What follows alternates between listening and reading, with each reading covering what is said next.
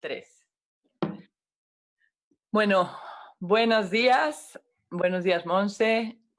Buenos días a las personas que nos escuchan y que se conectan. Soy Guadalupe Maurer, directora del CAI, y estamos aquí en este live, como en otros que hemos hecho, queriendo acompañar a las personas en estos momentos de incertidumbre y como facilitándoles procesos que hemos hecho nosotros o que han hecho otros terapeutas como hace Monse, para que se puedan identificar, para que encuentren también otros caminos, como en la búsqueda esta de encontrar las herramientas para reinventarnos y acomodarnos y reconstruirnos después de todo esto que estamos viviendo, ¿no? Que justo platicábamos Monse y yo, que es complicado y que es largo y que necesita como mucha flexibilidad y mucho encuentro con nosotros mismos para que sea un periodo creativo y rico y no nada más sea como una cosa llena de un momento lleno de incertidumbre y sin referencia, que a veces también es, ¿no? Es las dos cosas. Y bueno, voy a presentar a Monse, que aquí tengo su currículum resumido, y luego les digo yo cómo la conocí y todo, ¿no? Monse es Montserrat de Pablo, terapeuta psicocorporal con especialidad en integración postural y desbloqueo reichiniano.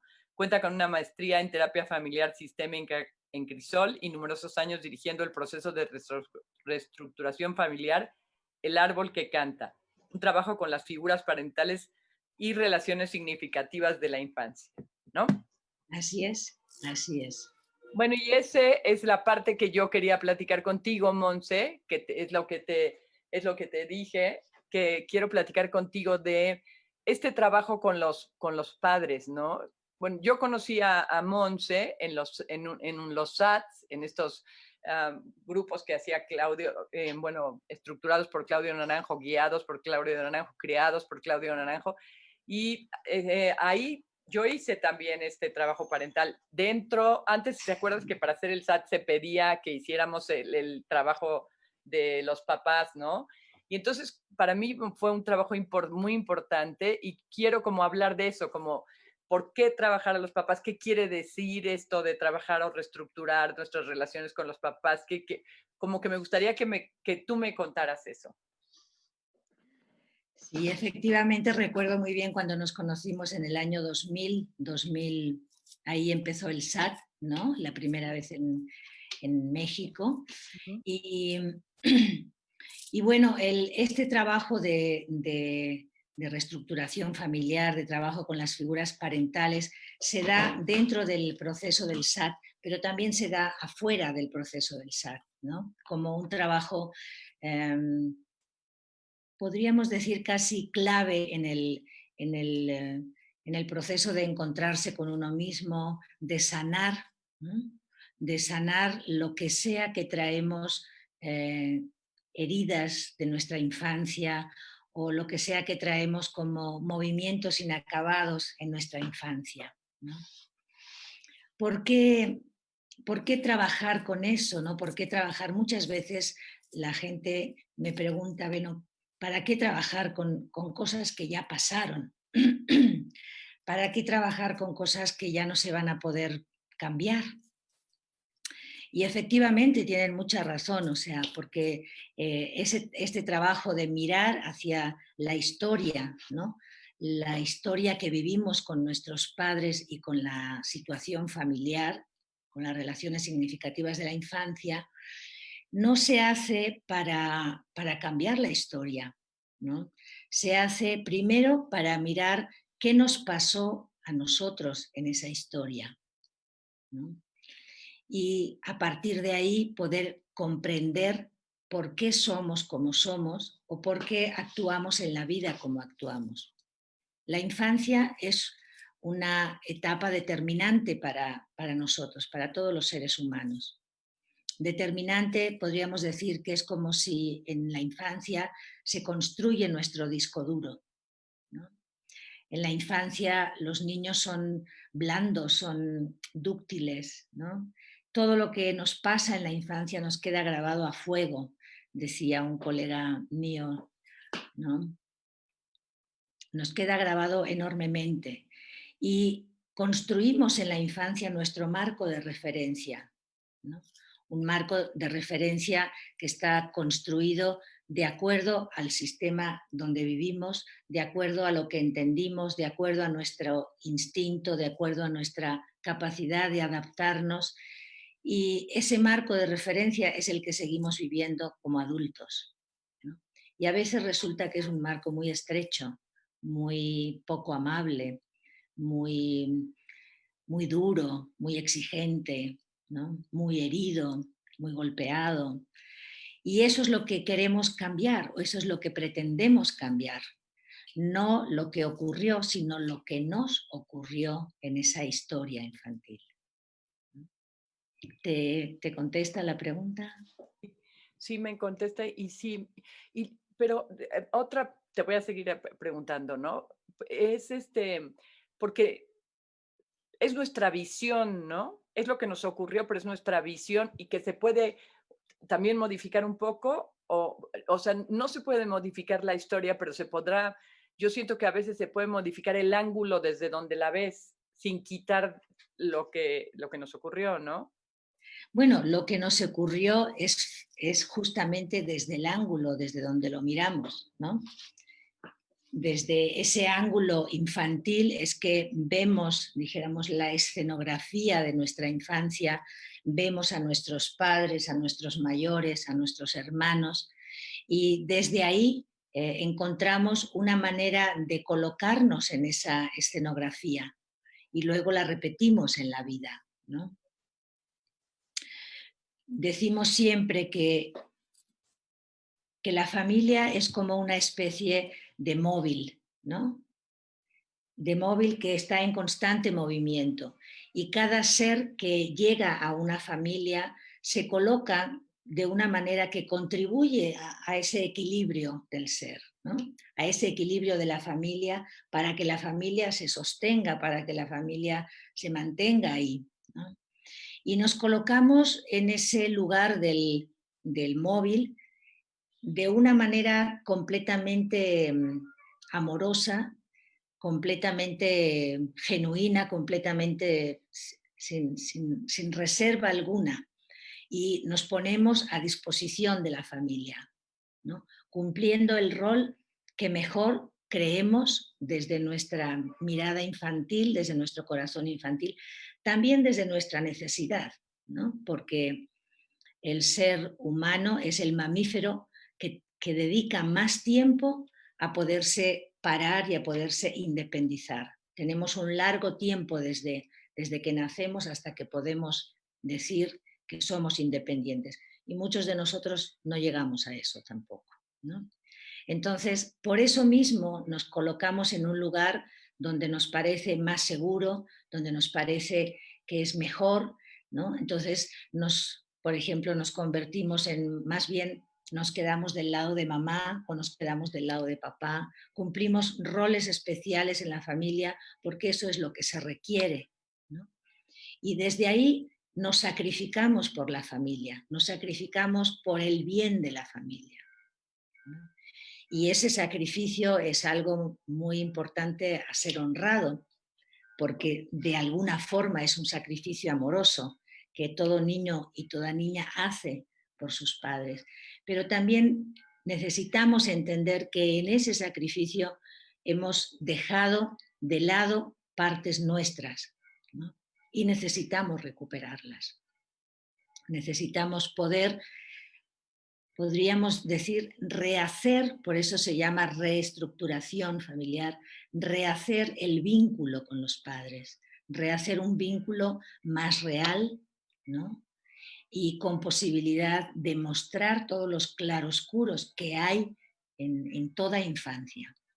Porque hay algo que es que suele pasar mucho, ¿no? Cuando hay gente que viene a hacer el taller porque se lo piden o porque le han sugerido, pero en realidad vienen con la sensación o con la certeza de que fue una infancia feliz, ¿no?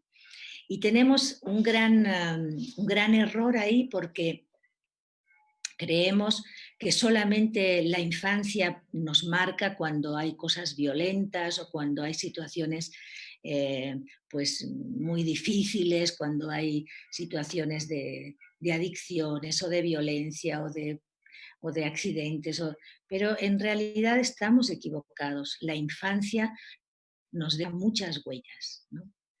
Hace poco estaba escuchando justamente una entrevista de nuestro maestro, de Claudio, hablando de esto justamente, ¿no? De cómo la infancia, más en esta sociedad que está tan centrada, tan puesta hacia los logros, hacia el conseguir, hacia el acumular, ¿no? Cómo la infancia nos ha dejado en general con un exceso de exigencia, con mucha hambre emocional, con mucha carencia, ¿no?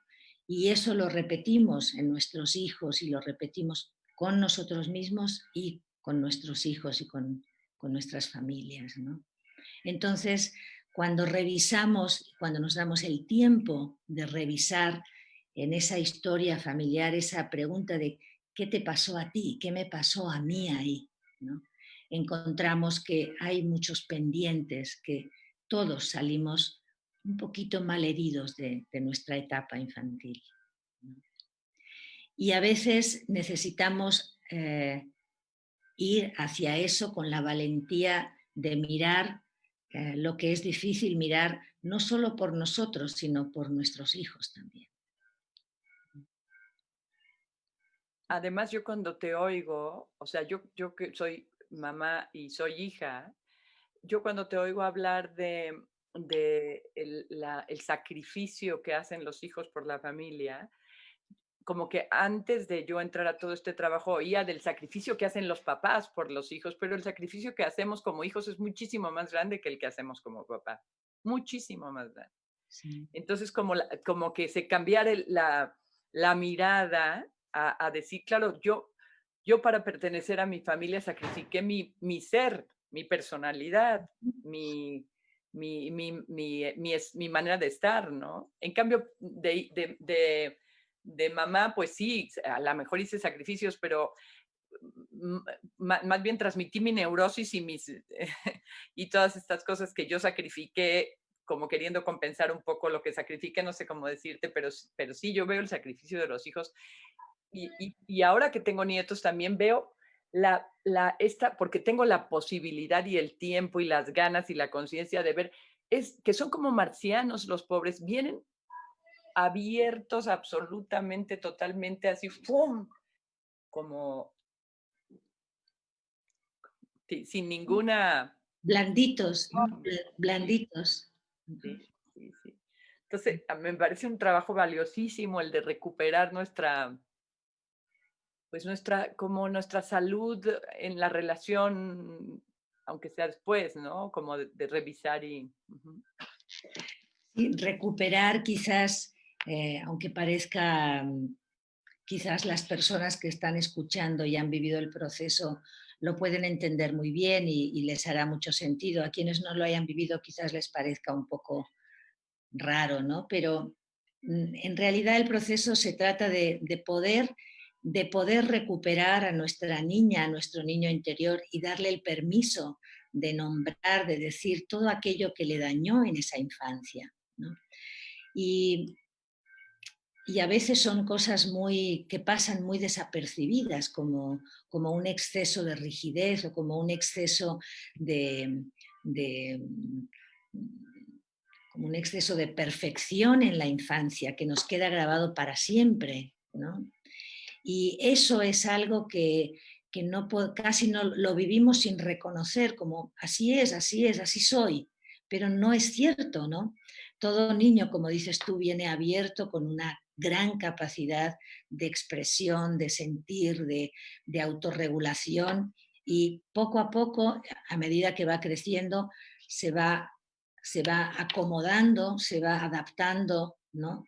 Lo vamos domesticando de acuerdo a lo que en esa familia se necesita, ¿no? Y finalmente el éxito es tener un niño como esa familia quiere, finalmente domesticado. No un niño feliz, no nos planteamos esto, ¿no? Quizás esta pandemia nos está dando la oportunidad, ¿no? Porque ha sido un gran regalo para muchos niños, no digo para todos, y para muchas familias, tener que quedarse en casa y volver a reconstruir esas relaciones familiares que tienen que ver con el diario vivir. Y eso es un regalo que en esta sociedad, desgraciadamente, la sociedad misma no nos lo da, no nos lo permite, no está bien visto, ¿no?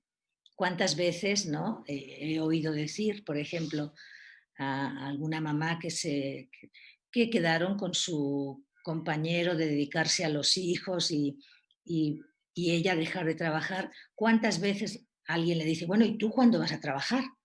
Como si cuidar a los hijos no fuera ya un trabajo para el futuro grandísimo, ¿no? No, y yo he oído muchísimas mamás cuando les preguntan, oye, ¿y tú qué haces? Nada. Exacto.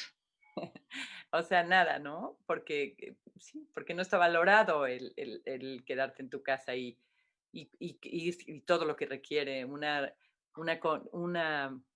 pues crear un vínculo fuerte y sano con un hijo, con dos hijos, con los que tengas, ¿no?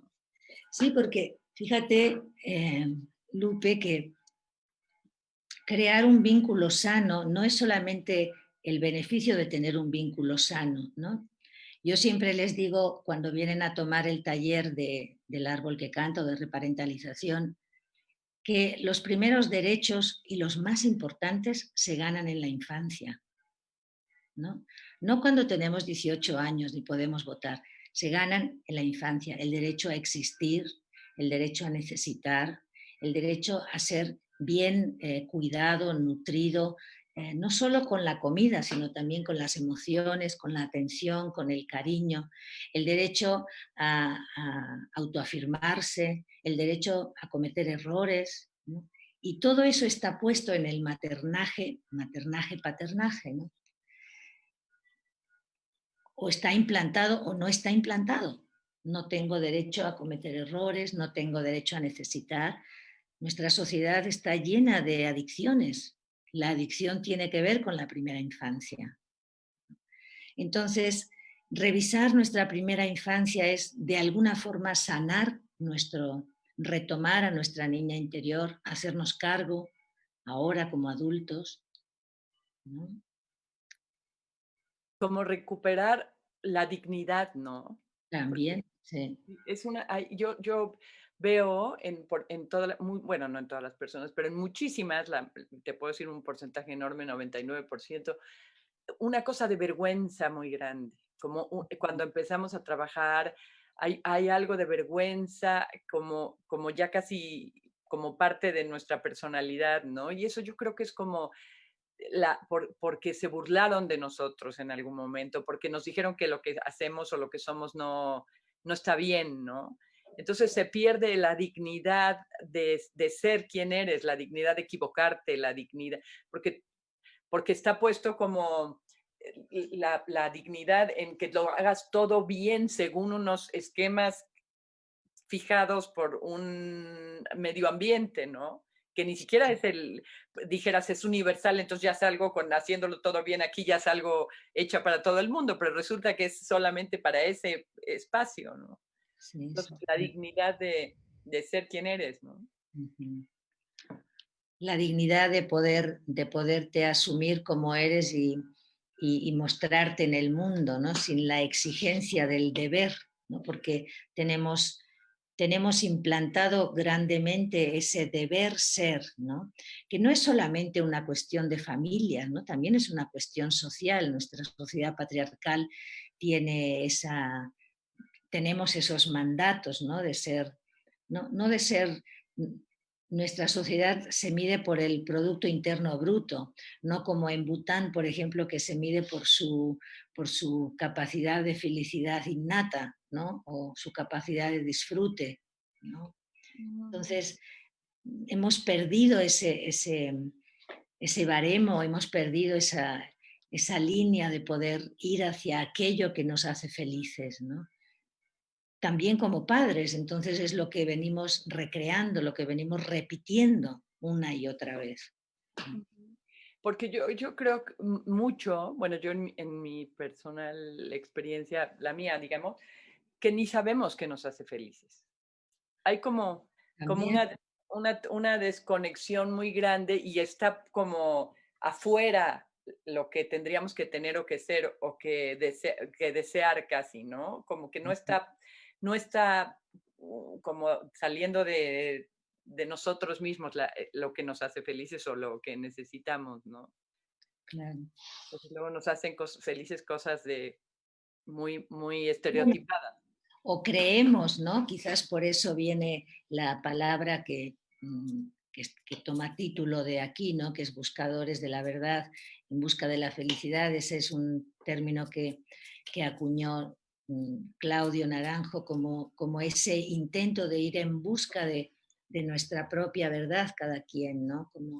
Yo creo que ahí es un cambio muy grande en lo que supone la psicología anterior, en donde la psicología está hecha, ¿no? O tú ibas al psicólogo porque estabas mal, ¿no? Para que te pusiera bien o para que te pusieras bien. Y mirado desde aquí es como, en realidad, estamos bien como estamos, pero queremos estar mejor. Ujú, Queremos ser más reales, más verdaderos, más de tener un gozo profundo, ¿no? No tanto como el que estás tú nombrando, que caemos ahí mucho, ¿no? De buscar la felicidad afuera, y empezamos a reconocer que la búsqueda es hacia adentro, ¿no? Y cuando empezamos a buscar hacia adentro, nos damos cuenta que es un viaje interminable, ¿no? Que hay cantidad de búsqueda, ¿no? De mucho tipo, ¿no? Como lo que tú haces con el arte o en el teatro o en la expresión, ¿no? ujú, ujú. Y Sí, sí, eso también es como una cosa que he aprendido mucho de mí misma y en los demás, y como tratárselo, transmitir a la gente que va al CAI o mis propios hijos, que es como reconocer lo que somos, no para tratar de cambiarlo, sino para saber que somos eso, la luz y la sombra, y además otras cosas, ¿no? Porque luego como que estamos ocultando la sombra y entonces eso nos determina también, como que claro, nos quita mucho, ¿no? O tratando de exacerbar la luz que luego se apaga y nos quedamos en la ciegos. sombra. Sí, sí, sí. Sí. ¿Y por qué el nombre del árbol que canta?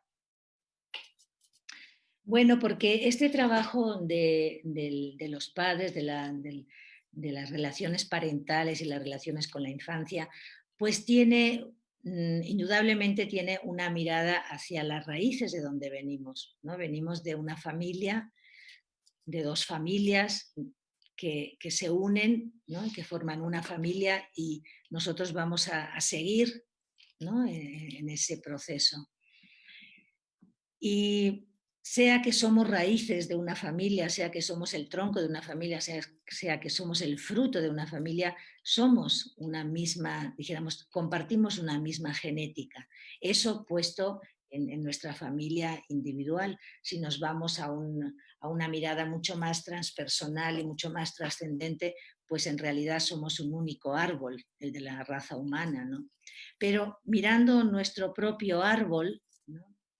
Y mirando el trabajo que hacemos un trabajo de revisar la historia de nuestros abuelos, la historia de nuestros padres y nuestra historia infantil hasta la adolescencia, ¿no?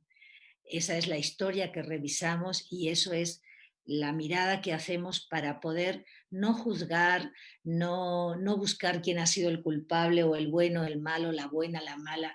No buscamos, no miramos ahí para eso, miramos ahí para entender, para comprender, ¿no? Y para reparar, ¿no? O reorganizar las relaciones de otra manera. Es como si pudiera, si estamos haciendo ese trabajo desde una mirada adulta para poder, ¿no? Prestarle nuestra mirada adulta a ese niño o a esa niña que, como decías tú, tuvo una mirada desde su infancia, desde lo que podía ver, desde lo que podía entender en su cerebro, en su corazón, en su mirada hacia un mundo adulto. Entonces es también poder permitirle al niño y a la niña volver a reorganizarse en su mirada, volver a entender, ¿no?, lo que pasó, cómo pasó y qué le quedó, ¿no?, a ese niño, a esa niña.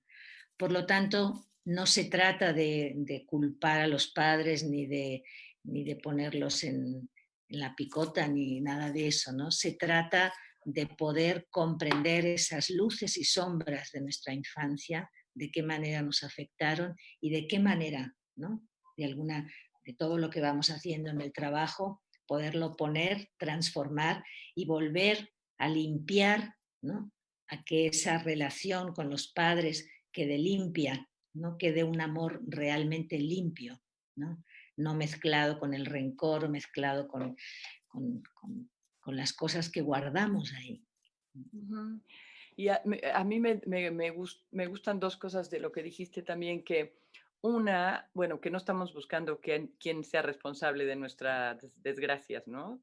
Porque ya, bueno, no es eso, es como ver para resolver, sanar, aceptar, bueno, lo que sea, que no es estar buscando culpables, pero además también darnos cuenta de que mucho de este sacrificio que hicimos como niños fue a partir de nuestra necesidad. O sea, como que qué importante es salvar a nuestra familia desde donde nosotros nos vemos capacitados, porque es donde estamos, o sea, donde sobrevivimos. Es una cosa de sobrevivencia, ¿no? Sí, sí. Sí, que nos queda ahí como señalado por siempre, ¿no?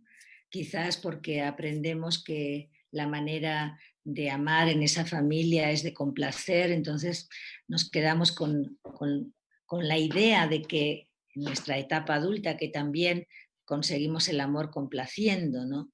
O nos quedamos con la sensación de una gran impotencia porque no pudimos ayudar en esas broncas terribles a papá y a mamá y nos quedamos en una sensación de no poder, de no poder, de no poder con la vida, ¿no?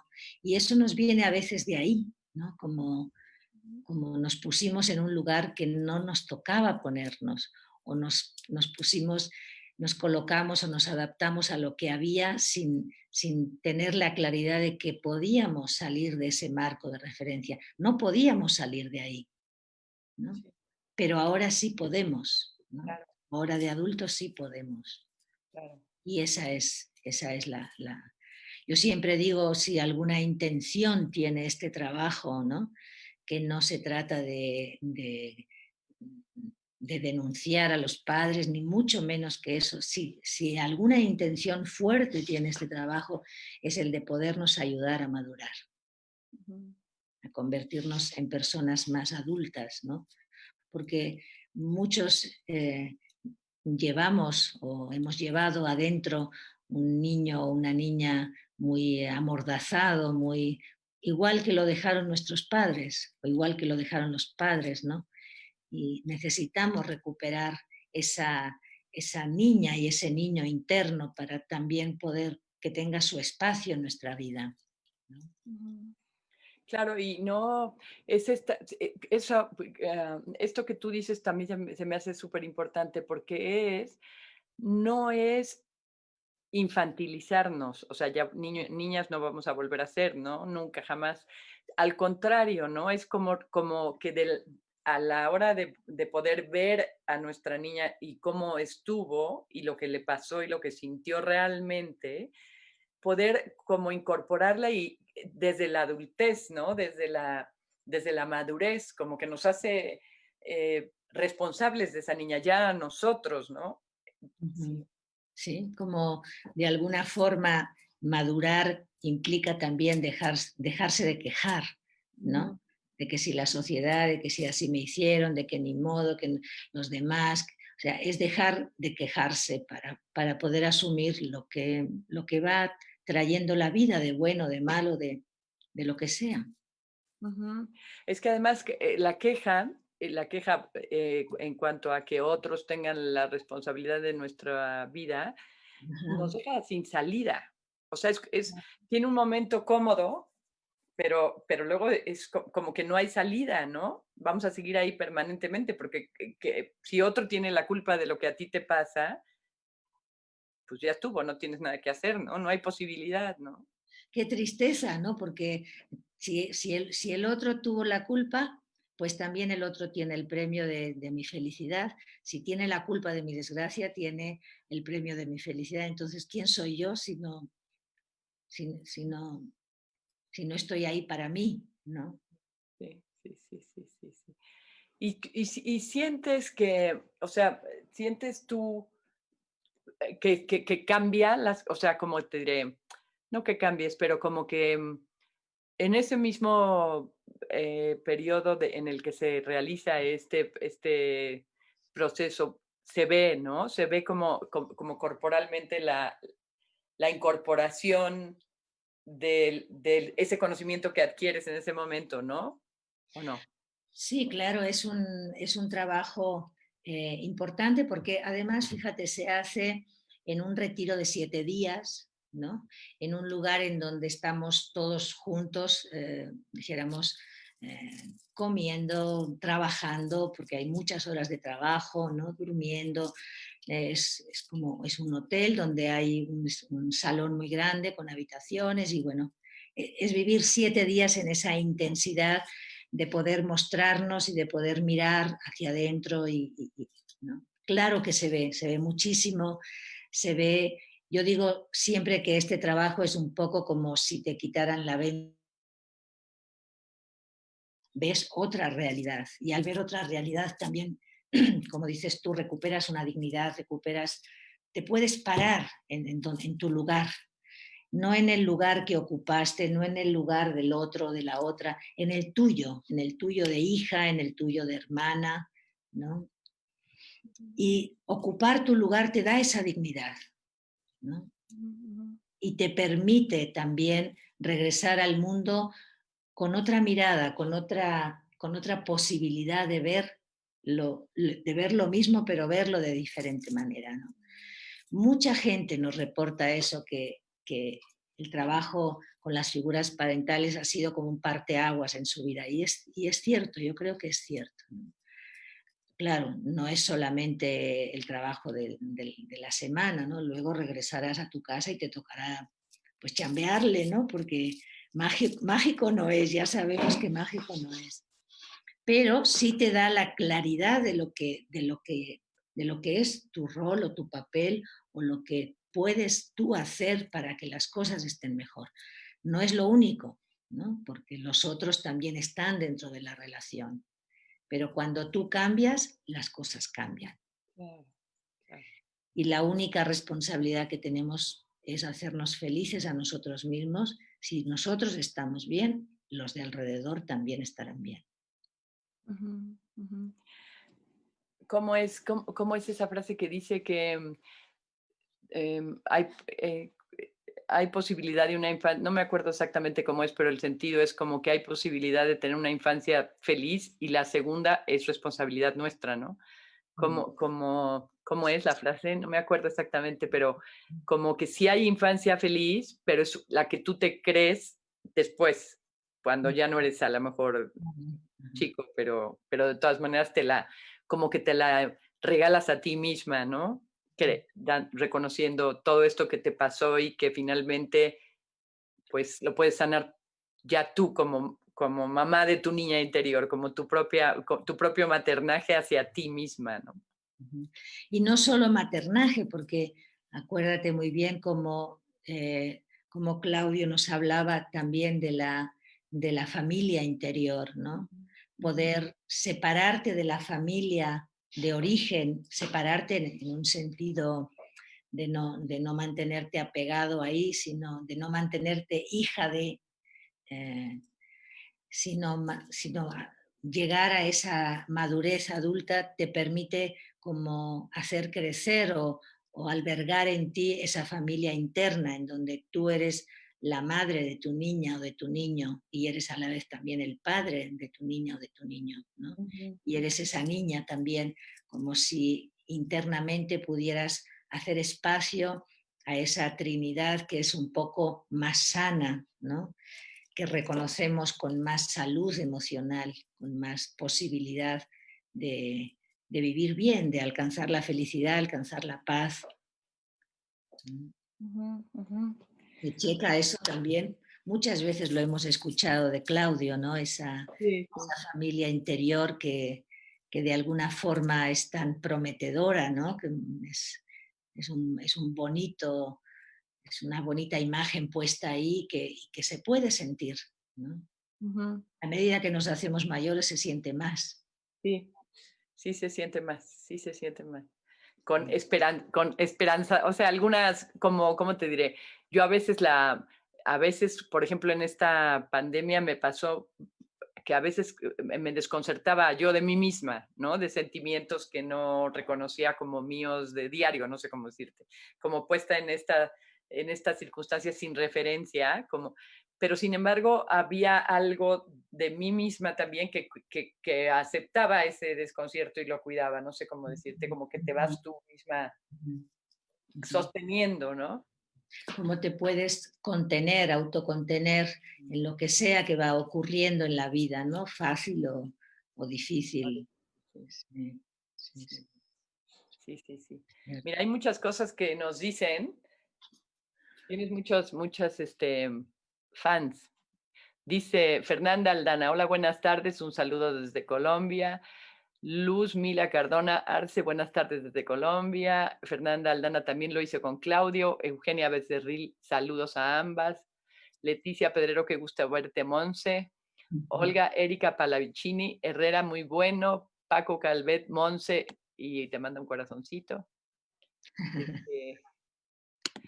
Este, Rocío Espinosa, recuerdos amorosos. Y luego Marisela Márquez Camacho, abrazos amorosos desde Tijuana, Monse, te amo.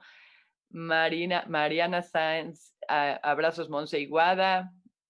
¿Ya ves, Monse? Sí. Ya no sé cómo bajar esta cosa.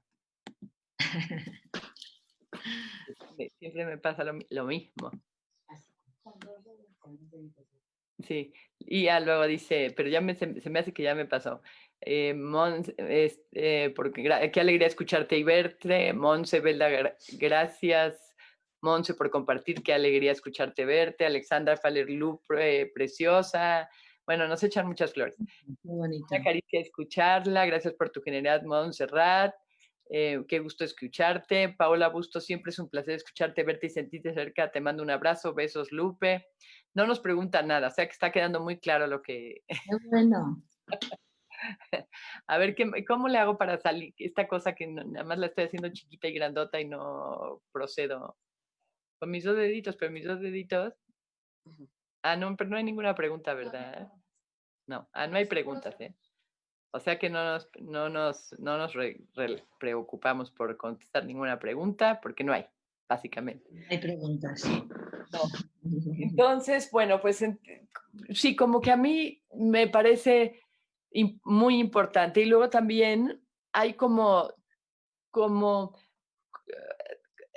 hay una parte que yo de repente veo en las personas que no quieren o que no, como que no se acercan a este trabajo con los padres, que a mí también se me hace un parteaguas, que tienen como una lealtad, como que se les hace como faltar a una lealtad, este, Claro. ¿no? Como trabajar con la mamá, bueno, como que te dicen, no, mi mamá hizo lo mejor que pudo y era buenísima, pero como no es, ¿cómo ayudar a que no sea un estorbo eso? Bueno, yo creo que todos tenemos esa lealtad hacia nuestros padres, ¿no? Y que está puesta, por ejemplo, en esa frase que, aunque no la hayamos escuchado, la hemos entendido muy bien. La ropa sucia se lava en casa. Ujú. Y es un pecado, es una deslealtad, es una alta traición hablar de las cosas que pasan en casa. Y es cierto, dijéramos que es un paso a dar también, ¿no? Es un paso a dar y nosotros les decimos mucho ese mandato, esa claridad de decirles no estamos buscando ni culpables ni estamos queriendo castigar a nadie, simplemente estamos queriendo mirar qué pasó. Pero también esa sigue siendo una mirada infantil. Es como los padres están ahí arriba, como la Virgen de Guadalupe, ¿no? Intocables, ¿no? Como pareciera que tenemos eso metido en la cabeza, por ser madre ya es perfecta, ¿no? Y necesitamos romper eso, porque nuestra madre es un ser humano con sus luces y sus sombras, con las cosas que hace muy bien y las cosas en que tiene una gran torpeza. Es un ser humano. Lo que no hay duda es que te quiere, pero el cómo, eso ha sido complejo, ¿no? Entonces, yo digo siempre, a los padres se les ama porque son nuestros padres, pero tenemos la posibilidad de reclamarles, de increparlos, de decir aquello que hicieron que no fue bueno para nosotros. Una cosa es amarlos porque son padres y otra cosa es poderles reclamar lo que hicieron desde ese ejercicio de ser padres. Y eso sí es a veces complejo, ¿no? Podemos mirar cómo el niño ama incondicionalmente a los padres, porque tiene esa capacidad de incondicionalidad y porque los necesita también. Así hayan sido como hayan sido, ¿no? Y eso es de mucho valor, poder ver, y lo vemos nosotros con niños a veces en situaciones que estamos viendo y cómo los niños aman a sus padres, hayan sido lo que hayan sido, hayan hecho lo que hayan hecho, ¿no? Y los Pero- protegen, ¿no? y los protegen, ¿no? Esa es parte como que siento que de la lealtad esta que guardas, como una protección a los padres, ¿no? Sí, sí, sí, sí, sí. Yo me acuerdo mucho un libro que venía del cristianismo, ¿no? Que dice los 10 mandamientos y el psicoanálisis, decía, ¿no? Y en él hablaba sobre el mandamiento de honrarás a tu padre y a tu madre, ¿no? Y decía esto justamente, ¿no?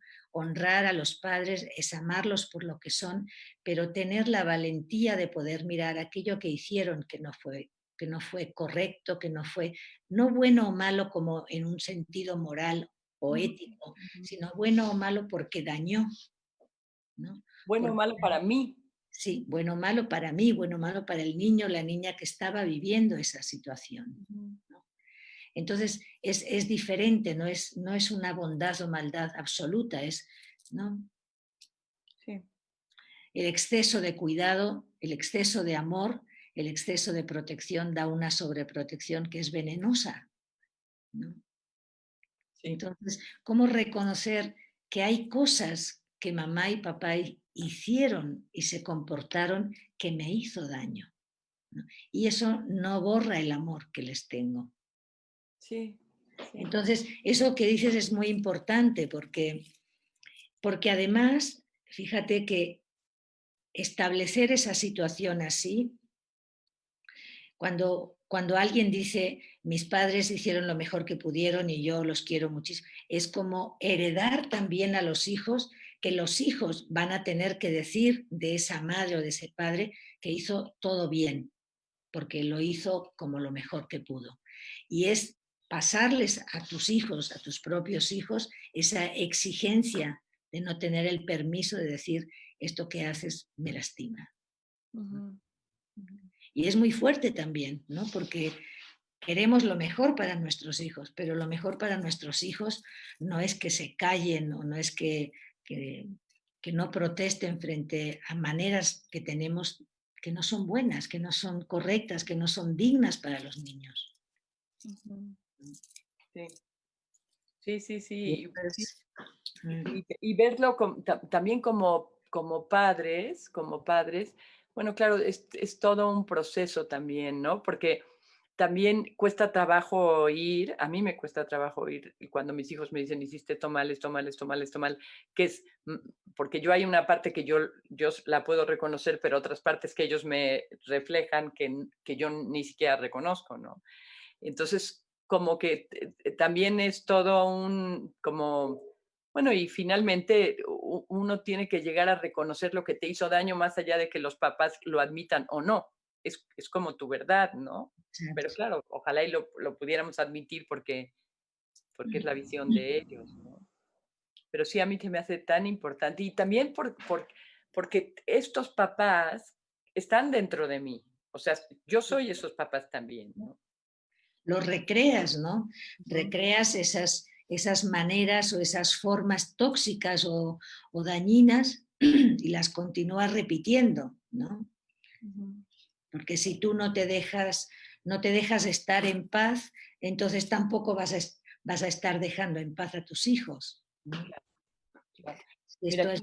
aquí dice una chava que dice, eh, bueno, alguien pregunta dónde encontrarte, que ahorita les podemos poner dónde encontrarte, que para trabajar contigo, aquí en el mismísimo chat. Pero otra chava pregunta, Fernanda Aldana, sí, ¿estamos en la obligación de amarlos? Mm,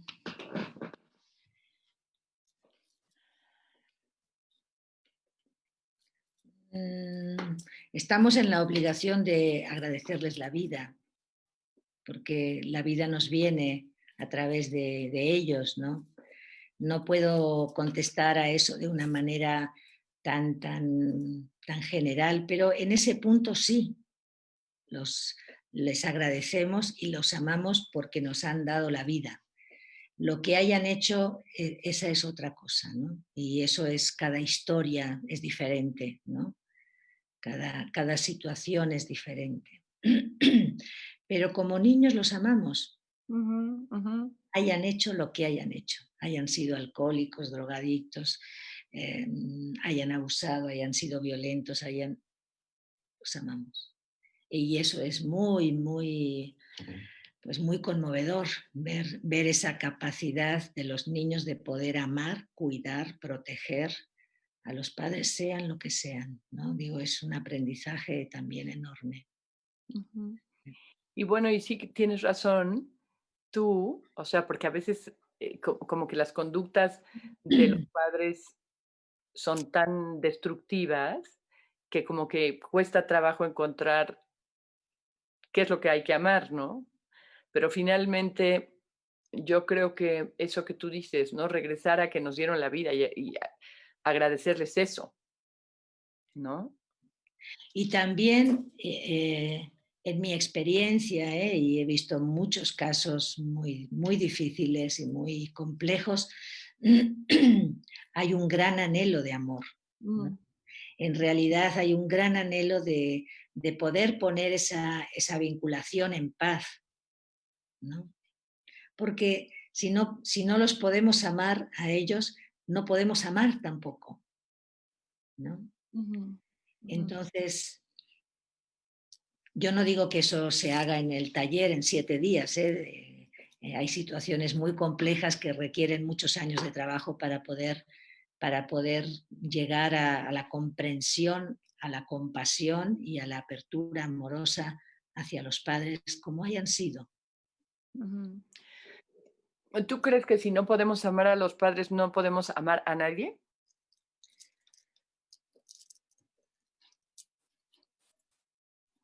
No sé si lo pondría así tan tajantemente, pero dijéramos que hay una,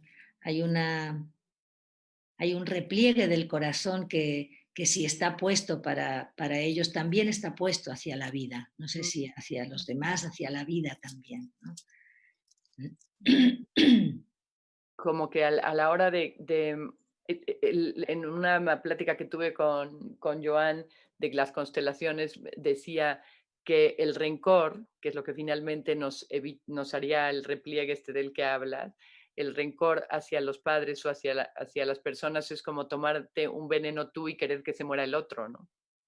Sí. Entonces, claro, Como que ese rencor se expande hacia la vida, ¿no? Hacia la vida, hacia la salud, hacia el amor en general, hacia todo, ¿no?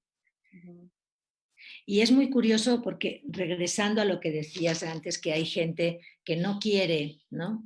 Que no quiere tocar la infancia porque todo está bien y porque eh, yo creo que todos salimos un tanto malheridos de la infancia, ¿no? Y creemos que somos como blancas palomitas que no, que somos más bien víctimas y pobrecitos de nosotros, pero en realidad tomamos venganza de eso. Aunque no sea una venganza consciente, aunque no sea una venganza abiertamente puesta ahí, ¿no? Pero nos vengamos de esa historia infantil difícil, porque en alguna parte nuestra sabemos que no todo estuvo bien, no todo, ¿no? ujú. Y sí, yo también creo que nos vengamos, yo, o sea, lo he visto luego es difícil reconocer, porque también Alain habla mucho de contratos de la infancia que dices, ah, sí, me pasó esto, pues, ¿no? Pero es difícil reconocer el contrato que tú hiciste, ¿no? Se ven luego los de los otros, pero cuesta trabajo saber el tuyo propio, ¿no? Que dijiste, esto no me vuelve a pasar de ninguna manera y, y entonces, ¿no? Arrasas con quien tantito se acerque, porque además es estas heridas de la infancia que luego otras personas nos tocan, nos rozan por ahí y que vamos con todo y no era la intención, ¿no? Tanto, no era para tanto, sí, sí. No era para tanto, sí. Pero con que se acerque tantito. Ujú. Sí, yo creo que ese es un trabajo personal para hacerlo, ¿no? De cómo te has, en realidad, no es que te quedaste malherido de la infancia y ahí te quedaste, ¿no? Has tomado venganza, ¿no? Digo, yo podría decir, bueno, mi venganza fue irme 8.000 kilómetros lejos, ¿no? Y después rehacer el vínculo me costó muchos años con mis padres también, como poder hacer la cercanía emocional aunque estuviera a una distancia física, ¿no? Ujú. Y, y no es algo que uno hace inmediatamente, ¿no? A veces me parece muy light, por decirlo de alguna forma, cuando dicen, ya tomé el taller del perdón. Sí, sí, sí, sí, sí. Perdón es un largo camino también, ¿no? Como vamos hacia el perdón y podemos perdonar y como dices tú, luego viene la vida con las mismas historias que estaban en nuestra infancia de abandono, de maltrato, ¿no? Y nos vuelve a salir todo otra vez, ¿no? ¿Cuántas veces tenemos que repetir casi la misma escenografía hasta llegar al punto de poder decir, sí, esto ya no me duele, ya, ¿no? Sí, ¿no? Y luego, a mí, por ejemplo, de repente me pasa que a un estímulo viene como una sobrereacción que digo, ¿y ahora esto o sea, qué pasó? ¿No? Claro, pero tocó esa cosa que yo ya traigo, ¿no? Y qué bueno que es tan difícil porque palabra que yo le he echado ganas para que se me quite totalmente, pero no se me quita. Bueno, quizás la única diferencia, Lupe, es que hace años arremetías contra el otro o contra la otra porque te hizo, porque esto y porque... Y ahora lo único que haces es mirar qué reacción tienes y decir, pero ¿qué pasó? ¿Qué fue? ¿Cómo? ¿No? Sí, sí, Eso es quizás hacernos adultos, ¿no? Como asumir lo que nos pasa y poderlo trabajar y transformarlo. sí, sí, sí, sí, sale la bruja escaldufa, ¿no? Peor que sí, sí, sí, sí. Sí, pero sí es como qué tan, claro, porque aparte de todo, es el amor, o sea, eso es lo que se lastima, o sea, eso es lo que se lastima, claro, como esta posibilidad como esta apertura tan enorme con la que vienen los niños, de que todo, de querer a cualquiera, ¿no? Y cuando la respuesta no es la adecuada o no va hacia esa sensibilidad que está tan grande, como que entonces lastima el amor, no se lastima en otras cosas, se lastima esa posibilidad de amar, ¿no? Sí, con todas las facetas que tiene eso, ¿no? Amar, el cuidado, la autorregulación, la atención, ¿no? La ternura, como todo un abanico muy grande que nos despliega las posibilidades del amor, ¿no? Pero es el amor el corazón, algo muy esencial, ¿no? Que se repliega y que en realidad, ¿no? Todos salimos de nuestra infancia heridos de amor. Ujú, ujú, ujú. Heridos de amor y luego se vuelve un poco como también, ¿cómo te diré?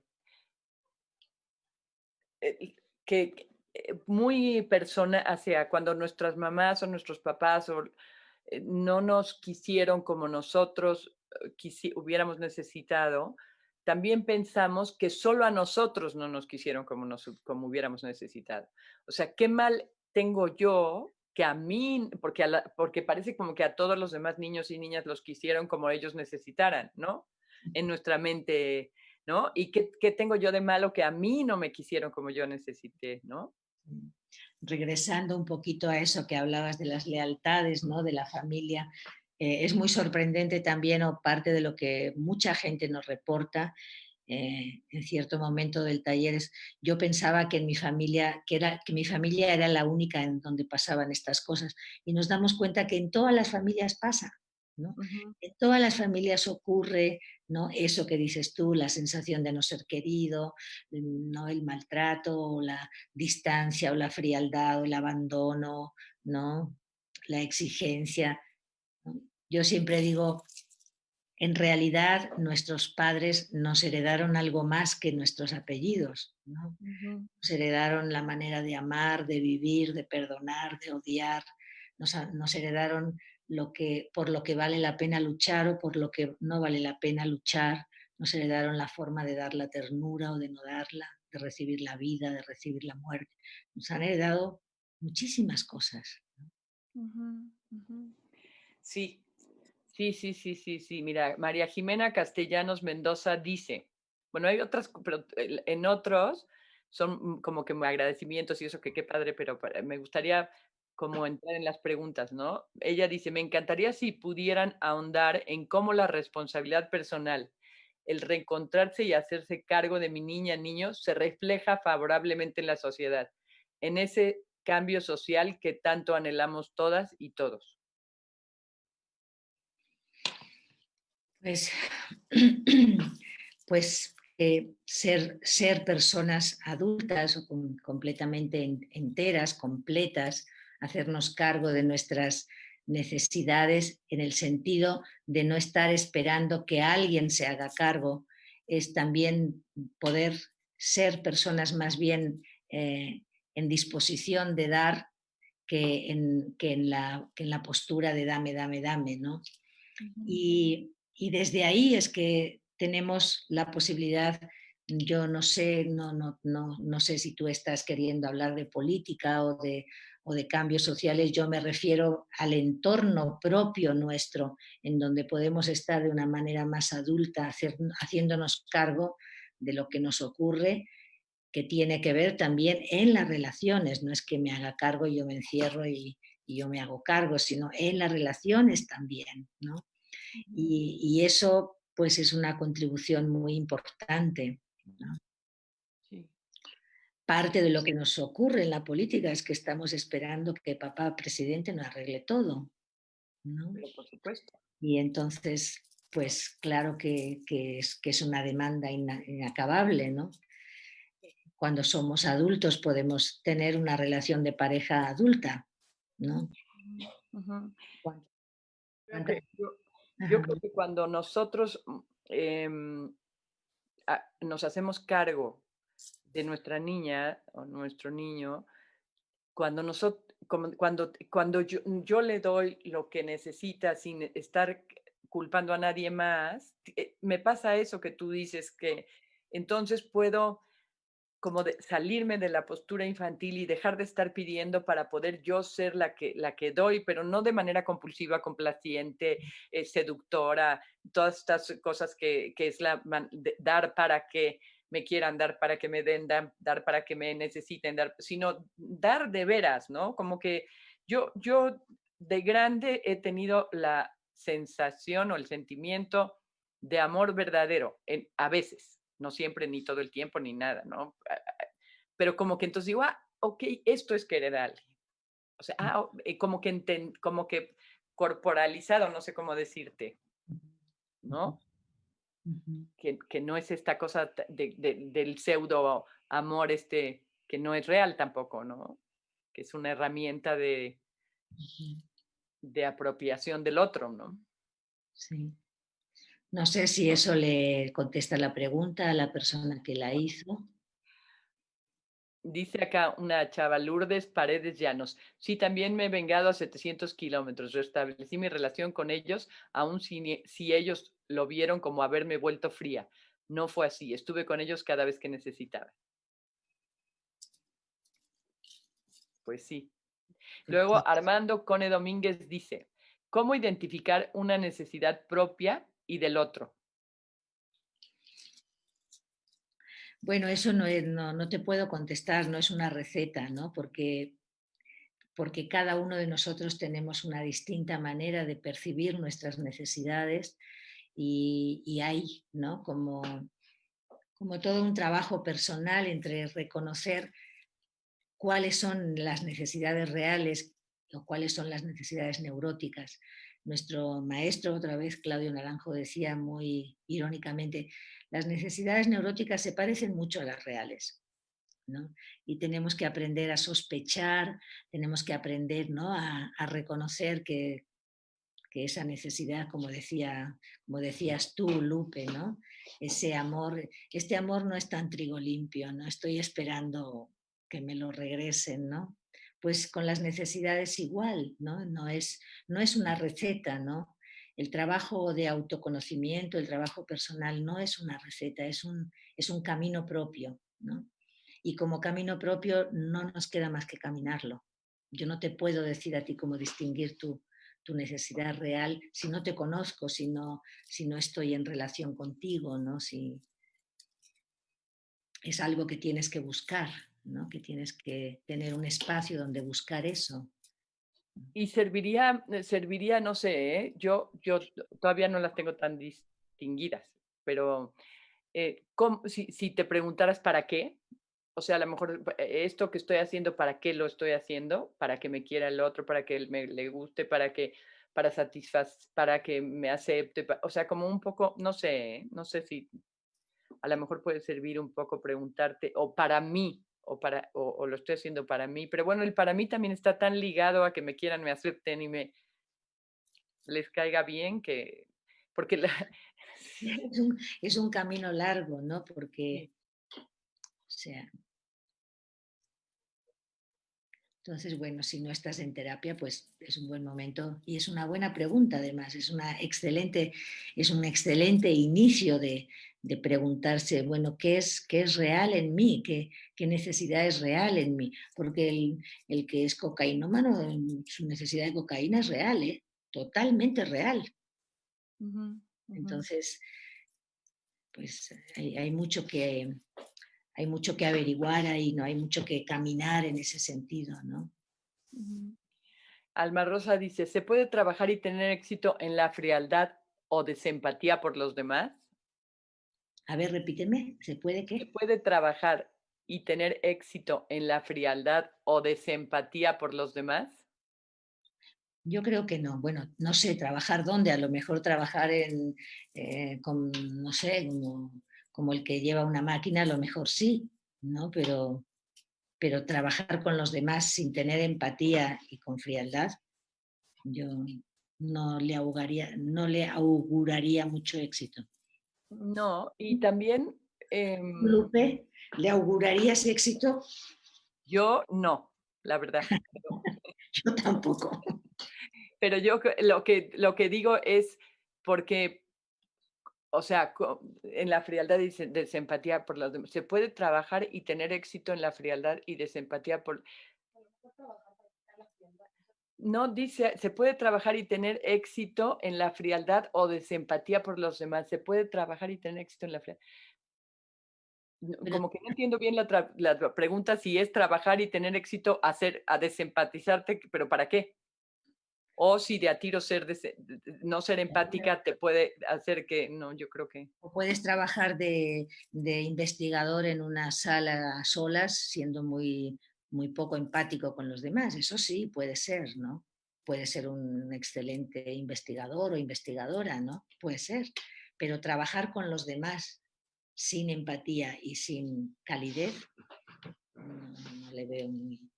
no. ¿Y por qué no? ¿Por qué estás, como, la pregunta más bien sería, ¿por qué estás buscando no ser empático y ser frío? O sea, como, más bien lo que yo trabajaría es lo que hay abajo de la necesidad de ser frío y no empático. O sea, porque se ve que debe de haber pasado algo que hace que tengas esa necesidad de ser fría y no empática. Para trabajar, para ser empática. Se puede trabajar y tener éxito en Está la... escribiendo un comentario. A ver, ahorita le traducimos el comentario, porque a lo mejor aquí lo que dice es, se puede trabajar y tener éxito en la frialdad y desempatía. Para ser empático pone hasta abajo, pero ¿cómo? No entiendo yo tampoco. Sigo sin entender. Como para quitar la falta de empatía. ¿Sí? Para ser empático, ¿se puede trabajar? No sé, se puede. No acabo de entender la pregunta, pero yo... Al contrario, se puede trabajar para quitar la frialdad. Que se puede... Para aumentar la empatía.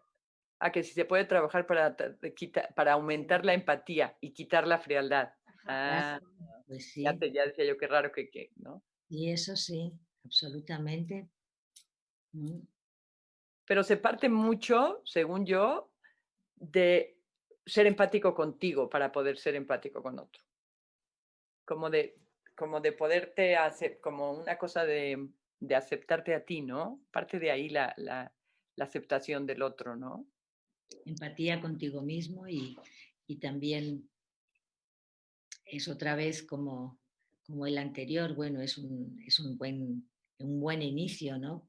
Eh, más que juzgarte por ser fría o por tener esa frialdad, es como poder aceptar y preguntarte cómo es que se instaló esa frialdad en ti, ¿no? Como, ¿qué pasó? ¿Por qué no naciste así? ¿No? Todo ser humano nace con una capacidad amorosa, con una cercanía, con una necesidad de contacto, de empatía, ¿no? Los niños son básicamente empáticos, ¿no? En esa capacidad de sintonizar con mamá, con los hermanos, con papá, en lo que está pasando, en lo que les está pasando, ¿no? Eso es como una parte de nuestro sistema, ¿no? ¿Qué pasó ¿no? ¿Qué pasó en esa persona que lo pierde, ¿no? ¿Qué ha pasado ahí? ¿No? Sí, yo también creo eso. Como la pregunta es, sí, como más que trabajar en ser empática y más cálida, es qué pasó que me volví un poco empática y fría, ¿no? ¿Cuál es lo que hay abajo de qué miedo hay o qué hace que no pueda empatizar, ¿no? Y claro que augura éxito, es un buen comienzo, es una muy buena puerta de entrada, ¿no? ¿No? Dijéramos, es tu pregunta, es la pregunta con la que inicias el camino y ahí a ver dónde te lleva, ¿no? Ujú. A veces uno parapeta o resguarda lo que considera su mejor tesoro Ujú, ujú, y lo guardamos y lo atesoramos en paredes muy altas y muy frías. ujú, ujú. Y aquí dice Armando Cone Domínguez, ¿cómo ayudamos a los hijos a lograr la autonomía y responsabilidad? Pues trabajando contigo mismo para empezar, ¿no? Me gusta mucho recomendar un libro muy excelente que es el de Vania Reicher, ¿no? Que dice Infancia, la edad sagrada, ¿no? Y ahí vienen, tú lo debes conocer también, ¿no? Lupe, ese libro. Sí, sí, sí. Me lo recomendó Eugenia, mi hija, sí.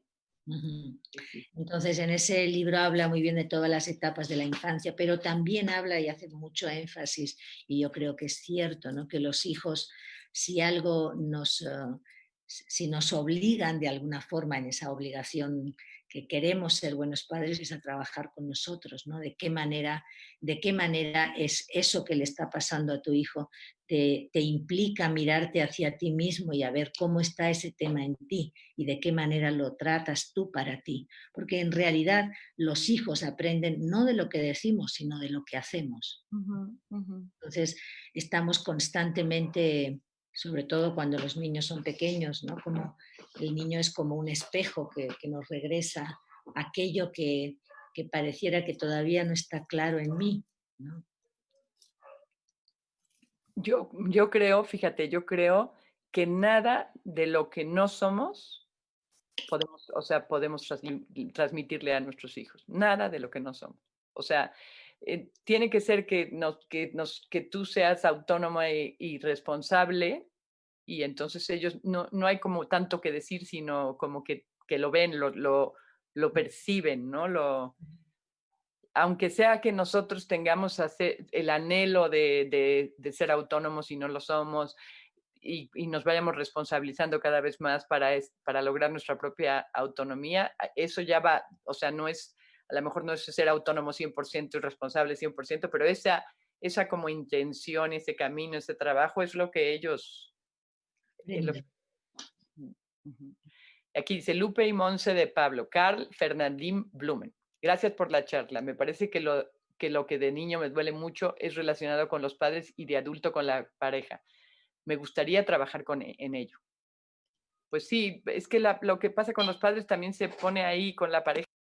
Claro. Ujú. Así es. No se te escucha, Lupe. Es que no, ya no dije nada, ya nada más dije que lo relacionado con los papás se pone ahí la relación de pareja de todas, ¿no? Ujú. Pues sí. Pues sí, con mucho gusto. Sí, pues que me encanta platicar contigo, siempre me encanta. Y me gusta, me están pidiendo recomendaciones de libros que tú nos digas y películas, todas esas cosas para recomendarles y luego que nos digas a dónde encontrarte, también preguntaron. Yo desde hace años que quiero que hagas uno de estos trabajos en el CAE, ¿no? Que hagamos el trabajo de padres en el CAE. El Ahora que año que viene, el año que viene. el año que viene lo hacemos. Ya nada más que ahora no se puede por la pandemia, pero pasandito lo organizamos ¿no? Con Lo mucho gusto. hacemos. Sí, a mí también me daría mucha ilusión tenerte en el CAI y por cómo eres, por lo que eres, por cómo trabajas y porque se me hace que para el CAI es un honor tenerte, Monse. Ay, pues a mí estaría feliz de estar en el CAE. Esta mañana me estaba acordando cuando el CAE era un sueño para ti. Sí, Era un sueño, un anhelo de hacerlo, era todavía pues una fantasía, ¿no? sí, sí, sí, Y sí. ahora ver cómo, cómo nació, cómo creció, cómo está siendo también plantado, ¿no? En el mundo, me da mucho gusto. Sí, a mí Bueno, también. Y bueno, y lo que la plantas son personas como tú, o sea, son, ¿no? Sí, yo terapeutas, también feliz de ir, con mucho gusto, ya lo organizaremos. sí. Pero mientras también puedes decir aquí, ponemos tus datos y eso para que te busquen y que nos dijeras música, películas.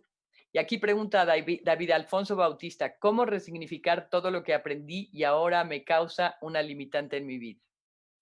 Bueno, pues eso, empezando a tomar por el taller, tomar este taller es un taller que se hace, bueno, se hace en México, se llama así, El Árbol que Canta. Hay otras personas que también lo hacen y en Europa y en Estados Unidos se llama el Hoffman Process, ¿no? Que es un poco diferente la manera en que lo hacemos aquí. Bueno, que lo hacemos, digo, porque este proceso lo construimos o le fuimos dando mucha forma entre Cherif Chalacani y yo. Cherif fue el primero que me invitó a trabajar con él en este trabajo y en este proceso desde hace ya no sé si 18 años, y hemos ido transformándolo año con año para poderlo presentar como lo estamos presentando ahora, ¿no? Todos los meses de diciembre, este no, pero todos los meses de diciembre Cherif Chalacani viene a México y hacemos este taller en Tepoztlán. Y también lo hacemos en Tepoztlán con otros colegas, ¿no? Que también estamos trabajando en eso y poniendo nuestro granito de arena en, pues en poner eso, más luz, más conciencia en la sociedad, más la posibilidad de estar mejor nosotros mismos para que los demás estén mejor también. Y bueno, si quieres te mando algunos títulos de películas que me parece importante que Sí. puedan ver. El libro de Vania, que también es muy bueno para leerlo en este momento. A mí, fíjate que fue Cherif, exactamente Cherif, cuando estaba yo así en una crisis fuerte, que me lo recomendó una amiga mía, astróloga, que ya murió, Marta Tarno, y me empecé terapia con él, y fue él el con el que hice el renacimiento, hice también el proceso Hoffman, que bueno, se llama la reparentalización, él me llevó con Claudio, fue Cherif. Mira. Lo quiero mucho y le ruego también, ves que yo soy rogona, le ruego, ándale, Cherif, y no sé qué. Sí, voy, no viene, ¿verdad? Pero va a venir. Ya llegará, ya llegará. Ya llegará. Pues muchísimas gracias, Monse. Bueno, Muchísimas gracias, como siempre, fuera y dentro del famoso live siempre es un gusto verte, encontrarme contigo. Me pareces una persona tan sensible, tan inteligente, tan suave. Me gusta mucho cómo eres y te agradezco que hayas aceptado estar aquí conmigo y muchísimas gracias a las personas que se conectaron y que ojalá y que encuentren la verdad que cada quien tiene y que todos estamos buscando o que algunos estamos buscando y pues nada más, ¿no? muchas gracias a ti también, Lupe, con mucho cariño y muy honrada de que me hayas invitado. Gracias, Monse, muchas gracias. Gracias a todos. Gracias, que nos vaya bien. Que nos vaya bien, que estemos bien. Sí, que estemos bien, que estemos bien. Nos vemos pronto. ¿Eh? Chao. Adiós.